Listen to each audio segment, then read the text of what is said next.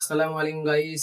তো নিজের ভিডিও নিয়ে তো অনেকেই মানুষ আমরা মুসলমানরা 90% মানুষ ভুল বলবে। তো আজকে কোরআনের পরে সবচেয়ে গুরুত্বপূর্ণ বুক হচ্ছে সহিহ আল বুখারী। বুখারী শরীফের প্রথম হাদিস কোনটি? নামাজে সেজদা কখন দিতে হয়? আসসালামু আলাইকুম গাইস, তোমরা সবাই কেমন আছো? আশা করছি খুবই ভালো আছো। তো আমি খুব ভালো আছি, আল্লাহর রহমতে। চলে এসেছি আরো একটা কুইজের ভিডিও নিয়ে। তো অনেকেই মানুষ আমরা মুসলমানরা জানি না, তো 90% মানুষ ভুল বলবে। তো আজকে এই ভিডিওর মাধ্যমে তো জ্ঞান যাচাই করে নেওয়া হবে। চলো ভিডিওটা শুরু করা যাক। রাসূল সাল্লাল্লাহু আলাইহি ওয়াসাল্লামের কয়জন সন্তান ছিল? 7জন সন্তান ছিলেন। রাসূল সাল্লাল্লাহু আলাইহি ওয়াসাল্লামের কোন গোত্রে জন্মগ্রহণ করেন? বনু হাসেম গোত্রে। আর বংশ? বংশ হচ্ছে কুরাইশ।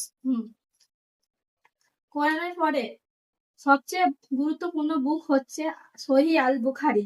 বুখারী শরীফের প্রথম হাদিস কোনটি? বুখারী শরীফের প্রথম হাদিস হচ্ছে, যে কাজ করবে সে তার নিয়তের উপরই নির্ভরশীল করে। নামাজে সেজদা কখন দিতে হয়? ওয়াজিব ছুটে গেলে। কোরআন শরীফে কোন সূরার আগে বিসমিল্লাহ নেই? সূরা তওবা। খাবার খাওয়ার সময় শুরুতে যদি বিসমিল্লাহ বলতে ভুলে যাই তাহলে কি বলবো? খাওয়ার শুরুতে যদি বিসমিল্লাহ ভুলে যায়, তাই তো, বিসমিল্লাহি আউয়ালাউল আখির, এই সূরা এটা পড়তে হয়। কোরআন শরীফের কয়টি সেজদা? 14টি।